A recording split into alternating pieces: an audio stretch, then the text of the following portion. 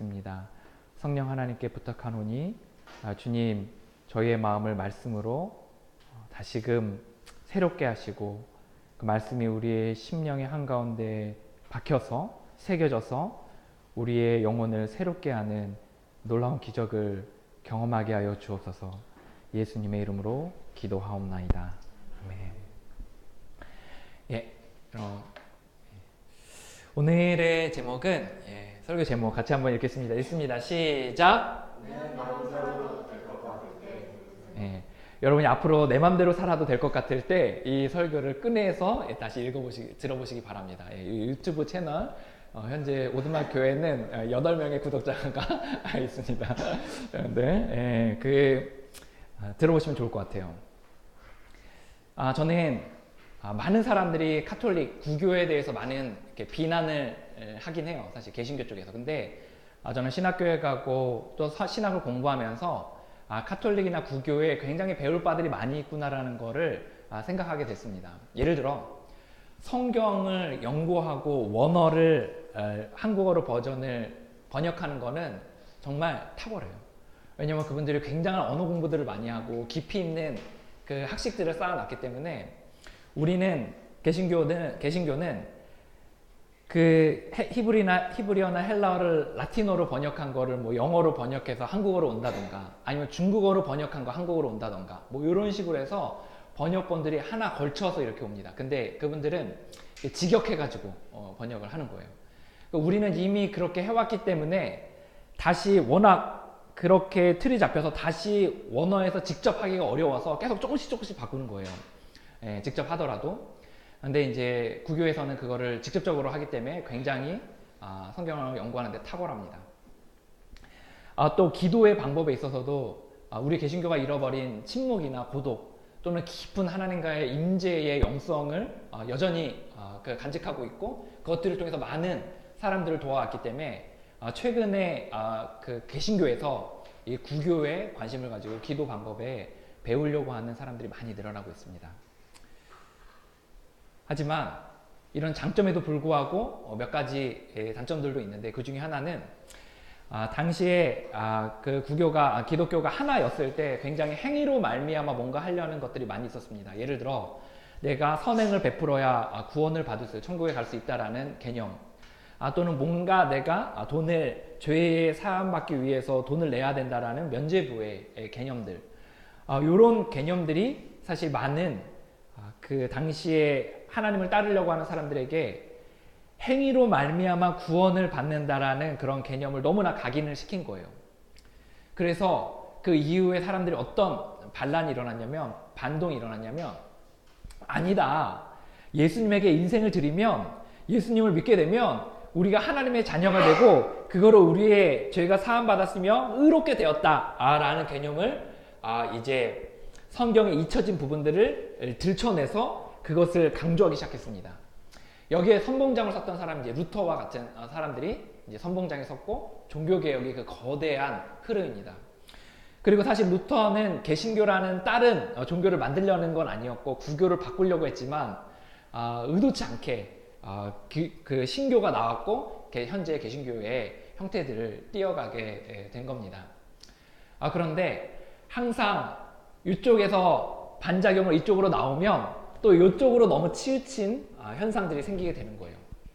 우리가 믿음을 강조하게 됐어요. 우리가 예수 그리스도의 인생을 드리면 우리는 의롭게 됐다. 하나님의 자녀가 되었다. 우리는 천국이 보장되었다라는 우리 잊혀진 부분들을 이제 강조하기 시작했습니다. 그러다 보니까 어떤 부작용이 생겼냐면 이런 생각을 하게 된 거예요. 아무리 크리스찬들이 그 머리에 지우려고 해도 지워지지 않는 신념들이 몇 가지가 생겼어요.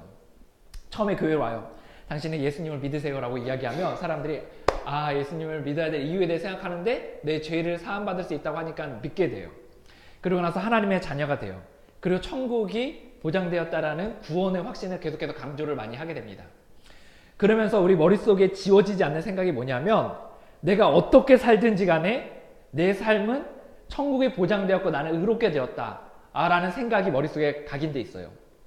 그래서 크리스찬들이 어떻게 살아가게 되냐면 이렇게 되는 거예요. 이제 나는 하나님의 자녀가 되었고 천국은 보장받았고 이제 조금 내가 이제 뭔가 봉사를 하고 뭔가 열심히 하고 뭔가 선하게 살아가는 것은 추가적인 거야. 그거 해도 좋은데 안 해도 괜찮아. 라는 생각을 갖게 됐어요.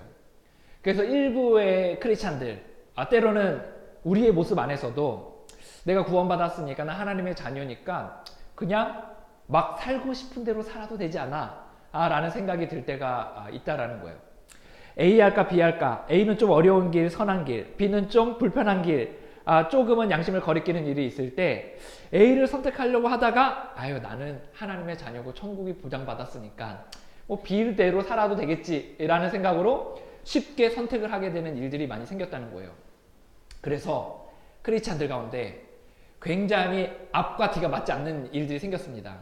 하나님의 자녀를 믿는다고, 하나님의 자녀라고 하지만, 구원받았다고 하지만 윤리적으로는 굉장히 무뎌져 있고 전혀 상상하지도 못할 일들을 행하는 많은 크리스찬들이 때론 우리의 모습 속에 있다라는 거예요. 이게 바로 행함을 강조하였던 것들에 있어서 반작용으로 믿음을 강조하다 보니까 나왔던 우리의 또 다른 부작용인 것입니다. 질문할게요. 정말 우리 막 살아도 돼요? 정말 우리 살고 싶은 대로 막 살아도 되나요? 제가 이 시간에 여러분들의 설교로 이렇게 해서 구원받았으니까 감사해서 이렇게 열심히 살아야죠. 이렇게 해서 해야죠 하는 여러 의무와 당위들에 대해서 여러분들이 이야기하면 사실 우리는 또 그래 뭐 내가 그렇게 해야 되는 건 알지만 난 여전히 천국은 보장받았으니까 라는 생각에 다시 시간이 지나면 물러설 이유가 많이 있다는 거예요. 근데 우리는 여기서 기억해야 될 게 있어요. 우리가 살고 싶은 대로 막 살면 우리가 현재의 삶에 영향을 미친다는 것을 우리가 기억해야 됩니다. 언제의 삶에 영향을 미친다고요? 네, 현재의 삶. 맞췄습니다. 현재에서 언제의 삶에 영향을 미친다고요? 현재의 삶에 영향을 미친다는 것을 기억할 필요가 있다는 거예요. 현재의 삶에. 우리가 마음대로 막 살잖아요. 그럼 어떻게 되는지 볼게요. 물론 갈라디아서 5장 1절에서는 우리가 자유를 위하여 부르심을 받았다라는 구절이 나와 있습니다. 너희가 자유를 위하여 부르심을 받았으나 라는 구절이 나와 있거든요. 자유를 위해 우리가 부름을 받은 게 맞아요. 우리가 행위로 말미암아 구원을 받거나 행위로 말미암아 뭔가 하는 것은 아니라는 것에 대해서 분명하게 말씀드리고 있습니다. 하지만 우리가 마음대로 살고 싶은 대로 막 살면 우리의 현재적인 피부와 우리의 감정과 우리의 영혼에 영향을 미친다는 거예요. 어떤 영향을 미치는지 몇 가지 살펴보겠습니다. 첫 번째입니다. 읽습니다. 시작. 간절히 원하는 일을 하지 못하게 될 수도 있다는 거예요. 우리가 원하는 일을 못할 수 있다는 거예요. 5장 17절 육체의 소욕은 너희가 원하는 것을 하지 못하게 한다. 우리의 육체의 소욕들이 있어요. 내가 하고 싶은 대로 막 살고 싶은 마음들이 있는데 내가 이대로 살면 어떻게 되냐면 내가 원하는 거, 내가 정말 선하게 원하는 것들에 대해서 정말 하고 싶은 일들에서 못하게 되는 일들이 생길 수 있다라는 거예요. 우리가 이렇게 생각하잖아요. 사람들이 이렇게 얘기해요. 우리가 크리스찬으로서 되었을 때, 우리가 하나님께서 우리의 선한 마음을 주었을 때 우리는 사람들에게 이렇게 이야기합니다. 내가 나는 이런 삶을 살 거야. 나는 다른 사람을 돕는 삶을 살 거야. 나는 정말 멋들어지게 우리 가정을 잘 행복하게 꾸리는 삶을 살 거야. 나는 우리 직장에서 좀 더 선한 영향력을 끼치며 살아갈 거야. 나는 뭔가 내 삶에서 의미 있는 일을 할 거야 라는 이야기를 하고 생각들하고 그것에 대해 간절히 바라는 마음을 갖는 거예요. 그런데 우리의 삶의 현장에서는 이렇게 살아가는 겁니다. 내가 그냥 마음에 원하는 대로 살아가는 거예요. 내 마음에 원하는 것은 정말 하고 싶은 게 저기에 있지만 내 현재 오늘의 삶에 있어서는 내가 그냥 원하는 대로 육체의 소욕대로 살아가게 되는 거예요. 그럼 어떤 일이 생기게 되냐면 이런 일이 생기게 돼요. 나는 언젠가 저 일을 할 거야. 나는 언젠가 저 일을 하고 싶어. 그리고 1년이 지났는데 그 위에 또 이렇게 얘기하는 거예요. 나는 언젠가 저 일을 하고 싶어. 또 1년이 지나서 또 이야기하는 거예요. 나는 언젠가 저 일을 할 거야. 그리고 1년이 지나고 그리고 마지막 죽는 날 순간에는 이렇게 얘기한다는 거예요. 나는 언젠가 그 일을 했어야 되는데. 우리가 정말 원하는 대로 막 살잖아요. 그리고 우리가 평생 동안 이 짧은 인생 동안 그토록 하고 싶었던 그 일들을 사랑하지 못한다는 거예요. 사랑하는 주변의 멤버들과 교회 식구들을 사랑하지 못할 수 있고 때로는 우리 가족들을 섬기지 못할 수 있고 때론 그 마음이 따뜻한 친구 누구 하나 밥 한 끼 제대로 사줄 수 없을 수 있고, 내가 정말 그토록 원하던 의미 있는 일들을 하지 못한 채로 우리의 인생을 마감할 수 있다는 겁니다. 높은 가치는커녕 다른 사람을 돕기는커녕 내 삶 하나도 추스리기 어려운 채로 우리의 인생을 마감하며 마칠 수도 있다는 겁니다. 성경은 말합니다. 너가 마음대로 살잖아. 그러면 너는 너의 인생에서 그토록 원하는 일들을 하지 못하고 인생을 마감할 수도 있어. 우리가 원하는 대로 살면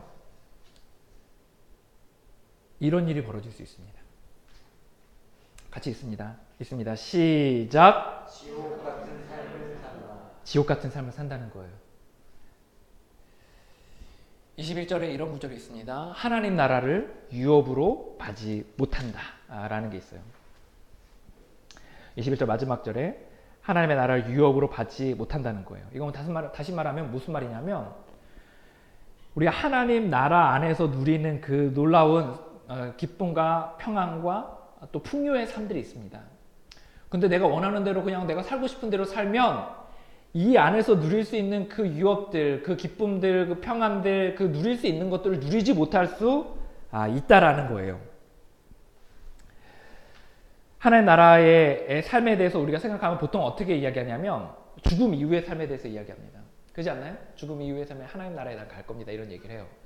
근데 하나님의 나라는 이 땅 가운데서도 있다라는 거예요. 하나님 나라의 삶은 뭐냐면 하나님 나라예요. 다른 말로 하나님이 주인 되시고 그분의 다스림과 돌봄 가운데 살아가게 되는 것이 바로 하나님의 나라입니다. 하나님 나라에서의 제일 조건이 뭐냐면 그분에게 주권을 인정하며 그분을 따라가는 삶을 사는 게 제일 조건이에요. 근데 이 하나님 나라 안에서의 사는 제일 조건을 지키지 아니할 때 우리는 이 땅 가운데서 하나님 나라 밖에서의 삶을 살 수 있다는 겁니다. 죽음 이후에 천국에 갈 수 있을지 모르겠어요. 하지만 이 땅 가운데서 하나님 나라 밖에서의 삶, 다시 말해 하나님과 떨어진 삶, 내 인생을 내 힘대로 책임져야 되는 지옥 같은 삶을 살아갈 수 있게 살아가게 된다는 겁니다. 얼마나 끔찍스러운지 아세요? 하나님을 떠나 하나님의 돌보심을 떠나 내 인생을 내 힘대로 책임지며 살아가는 삶은 얼마나 끔찍하고 무서운지 모릅니다. 사람들에게 인정받기 위해 우리는 몸부림쳐야 되고 우리의 안전을 한 치 앞도 알지 못하는 우리의 인생의 안전을 내가 책임지기 위해 우리는 예상하고 추측하고 우리의 인생을 여기저기 틀어서 그것을 겨우겨우 바득바득 살아가야 된다는 거예요. 우린 살기 위해 남을 짓밟아야 되고 내가 없는 것 같아서 이기적으로 사람들을 착취해야 되는 일들이 우리의 삶에 빈번하게 일어난다는 거예요. 우리의 삶 가운데서 예수님을 믿었음에도 불구하고, 그래서 우리 예수님의 인생들이 하나님의 자녀가 되었음에도 불구하고 우리는 이 땅 가운데서 여전히 내 맘대로 살아갈 때 우리는 하나님 나라 밖에서의 삶을 살아갈 수 있다는 겁니다. 하나님 나라의 밖에서의 삶, 내 인생을 내 힘대로 살아가야 되는 그 삶, 하나님과 동행하지 못하며 그의 힘을 누리지 못하는 그 삶을 우리는 두 글자로 지옥이라고 하는 거예요. 우리가 하나님 나라 백성임에도 불구하고 우리는 이 땅 가운데서 우리의 힘으로 우리의 인생을 책임져야 살아가야 되는 지옥 같은 삶을 살아갈 수 있음을 기억해야 합니다. 세 번째를 보도록 하겠습니다. 우리가 우리 마음대로 막 살잖아요. 그럼 어떤 일이 벌어지냐면 이런 일이 벌어집니다. 있습니다. 시작. 흉측하게 된다. 흉측하게 된다는 거예요. 흉측하게 된다. 뭐가 흉측하게 되냐면 우리의 인격이 흉측하게 돼요. 아름다운 그 진흙으로 이렇게 도자기를 이렇게 빚는데 그것을 아름답게 이렇게 비워져 나가야 되는데 그것을 확 웅크려져서 완전히 망가뜨려 버리는 것처럼 우리의 인격이 완전히 뒤틀려서 형편없는 사람이 되어져 버린다는 겁니다. 흉측하게 된다는 거예요. 얼마나 흉측하냐면 자기만 몰라요. 자기가 흉측한지. 이런 불상사가 생기게 된다는 거예요. 이제 성경에서는 우리가 얼마나 흉측하게 되는지에 대한 이야기들이 나와져 있습니다. 19절을 볼게요. 갈라디아서 5장 19절부터 육체의 일은 분명하니 라는 구절들이 나옵니다. 이건 뭐냐면 내 맘대로 살아가면 이런 육체의 결과들이 나오게 된다는 거예요. 여기서 정말 안 좋은 단어들은 죄다 이렇게 모아놨어요. 그 중에 몇 가지를 좀 이야기해 보도록 하겠습니다. 여기서 보면 음행이라는 단어가 첫 번째 나와요. 음행은 결혼을 했는데 또 다른 여자를 만나는 것을 바로 음행이라고 하는 겁니다. 그리고 이후에 더러운 것이라는 단어가 나와요. 맞나요? 더러운 것은 비열한 동기를 말해요. 그러니까 겉으로는 내가 뭔가 위하는 척 하는데 속으로는 비열하게 다른 마음이 있는 거예요. 내가 이 사람에게 밥을 사주고 되게 좋게 친절하게 대하지만 내 속마음으로는 이 사람을 이용하려는 마음이 그 안에 숨겨져 있는 겁니다. 호색은 성적인 도착을 말하는 겁니다. 우상 숭배는 하나님을 하나님으로 인정하지 않는 거예요. 분쟁은 다툼이에요. 이 자식 저 자식 하면서 다툼을 하는 겁니다. 당짓는 것은 자기에게 이익이 된다고 생각하는 쪽으로 방향을 정해서 그쪽으로 끼리끼리 모이고 그쪽으로 무리를 짓는 것을 말하는 겁니다. 이단은 특정한 교리나 학파가 옳다고 생각하며 그것을 고집하고 상대방을 비난하는 겁니다. 시기와 투기라는 단어는 좀 비슷하면서 좀 달라요. 시기와 투기, 성경에서 나오는 시기와 투기는 좀 다르는데 시기는 경쟁적인 질투예요. 예를 들어 상대방이 돈 많고 잘생긴 남자와 결혼하는 거 보니까 막 이렇게 질투가 드는 거예요. 그래서 나도 이제 그렇게 하고 싶어서 나도 그런 사람을 막 찾아다니고 더 나은 사람과 결혼하고 싶어서 이제 발버둥을 치는 게 바로 그 시기이고 여기서 나오는 이제 질투입니다. 또 자신이 학점을 따기 위해서 이제 도서실에 한 권밖에 없는 책을 숨겨버리는 거예요. 이게 내가 더 낫고자 하는 마음에서 다른 사람을 시기하고 하는 겁니다. 마지막에 술 취함이라는 단어가 나와요. 이 술 취함은 뭐냐면 그 고대의 단어로서는 이런 단어로 쓰여졌어요. 이 고대에서는 이 술 취함의 단어가 술을 마시고 길거리에서 흥에 겨워가지고 막 노래하고 막 이렇게 하면서 온 동네방네를 해치는 거. 이게 술 취함이라는 단어의 원어의 뜻이 나는 거예요. 육체가 하고 싶은 대로 우리가 살아가게 되면 내 맘대로 살아가게 되면 어떤 일이 벌어지면 이런 일이 벌어지는 거예요. 내가 아내가 있는데 또 다른 사람에게 눈을 돌리는 거예요. 내가 겉으로는 굉장히 친절한데 그 아래에는 비열한 동기가 숨겨져 있는 거예요. 내 안에 다른 사람이 잘 되는 걸 못 봐서 그 사람이 망하길 바라고 나도 그 사람보다 더 잘 되기를 바라는 마음에 휩싸여 사는 겁니다. 다투고 무리짓고 그리고 자기가 살겠다고 남에게 피해주는 일들이 생기게 되는 겁니다. 여러분 어떠세요? 이 구절들을 봤을 때 저는 이 구절들을 보면서 애석하게도 한국 교회가 또 저희들의 모습이 우리들의 모습이라보다는 한국 교회가 많은 크리스찬들의 모습이 떠올랐습니다. 우리 크리스찬들이 사실 여기에 많이 해당되는 영역들이 있어요. 전도하는 것 같지만 사실 그 안에는 비열한 동기로 교인 수를 늘려서 내가 뭔가 번듯한 그 인정을 받고자 하는 마음들이 있다는 거예요. 교회 안에 얼마나 다툼과 갈등이 많습니까? 장로파, 목사파, 장로들끼리, 성도들끼리. 자기의 교리가 옳다고 이야기하면서 교단들이 나눴는데 처음에는 대한예수교 장로회 하나만 있었어요. 그러다가 이건 아니다. 통합과 합동으로 나눴어요. 이건 아니다. 기장이 나왔어요. 고신이 나왔어요. 그러면서 나중에는 수많은 교단으로 나눠지게 되었습니다. 선교지에 나가면서 가장 괴롭다고 선교사님들이 괴롭다고 이야기하는 게 뭔지 아세요? 그것은 같은 선교사님들이에요. 내가 여기서 선교를 하고 있는데 누가 여기 와서 옆에서 선교하잖아요. 그럼 해방을 놔가지고 선교를 못하게 만들어요. 그래서 이게 가장 고통스럽다고 이야기합니다. 거기에 뭐가 작용한 거죠? 시기와 질투. 저는 이 모든 것들이 사실 이 갈라디아서 말씀도 그렇지만 이게 난크리스찬, 예수 그리스도를 믿지 않는 사람들에게 해당되는 말씀이 아니라는 거예요. 예수님을 믿는다고 하는 사람들에게도 이러한 일들이 충분히 벌어질 수 있다는 것입니다. 어떻게 살 때? 내 마음대로 살 때, 내가 살고 싶은 대로 살 때 이런 일이 벌어진다는 것입니다. 내가 인생의 주인데요. 내가 그냥 하고 싶은 대로 내 뜻대로 막 살면 이렇게 육체의 열매들을 맺게 된다는 거예요. 우리가 내가 마음대로 살잖아요. 그럼 우리 인격이 흉측하게 돼요. 성경은 이 모든 것들을 한마디로 표현하는데 이렇게 표현합니다. 야고보서 1장 15절이에요. 제가 읽겠습니다. 욕심이 잉태하여 죄를 낳고 죄가 장성하여 사망을 낳느니라. 이것이 맞지 않아서 너희가 지옥에 갈 거다 이런 개념보다는 너희가 크리스찬일지 모르지만 너희가 욕심을 갖게 되면 너희가 그것이 잉태하여 이제 사망에 이르는 데까지 죄가 되고 그것이 사망에 이르는 데까지 지옥 같은 삶을 살게 되는 흉측한 모습으로 살게 되는 원하는 것을 하지 못하게 되는 그런 일들을 이뤄지게 된다라고 우리에게 말하고 있습니다. 우리 어떻게 살아야 합니까? 우리 정말 누구의 말처럼 우리 구원받은 백성이니까 정말 막 살아도 되는 겁니까? 우리는 당위에 정말 우리 크리스찬이니까 그냥 그렇게 살아야 됩니까? 라는 그것을 의무로 뒀을 때 사실 우리는 그것이 동력이 잘 되지 못해요. 왜냐하면 우리는 아직 하나님에 대한 사랑이 많이 부족하기 때문입니다. 근데 좀 더 우리는 우리 스스로에게 적용을 해보면 우리는 막 사는 것이 얼마나 무서운지에 대해서 이해하게 된다는 거예요. 내가 원하는 삶을 살지 못하게 되고 내 인격이 흉측하게 되고 그리고 내가 다른 사람들에게 피해를 주면서 지옥 같은 삶을 살아가게 된다는 겁니다. 우리가 묻게 되는 질문은 이것입니다. 그러면 우리는 어떻게 살아야 하는가? 라는 질문입니다. 첫 번째는 이것입니다.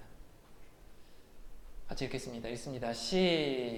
비참한이에요. 읽습니다. 시작. 하나님의 나라 백성도 비참한 삶을 살 수 있다는 것을 기억해야 한다. 예, 이 개념에 대해서 잘 기억하고 있어야 됩니다. 우리가 예수 그리스도의 인생을 드렸더라도 하나님의 자녀가 되었더라도 우리가 의롭다함으로 말미암아 완전한 정결함을 하나님에게 선포받았더라도 우리는 하나님 나라 밖에 비참한 삶을 이 땅에서 살아갈 수 있다는 것을 기억해야 된다는 거예요.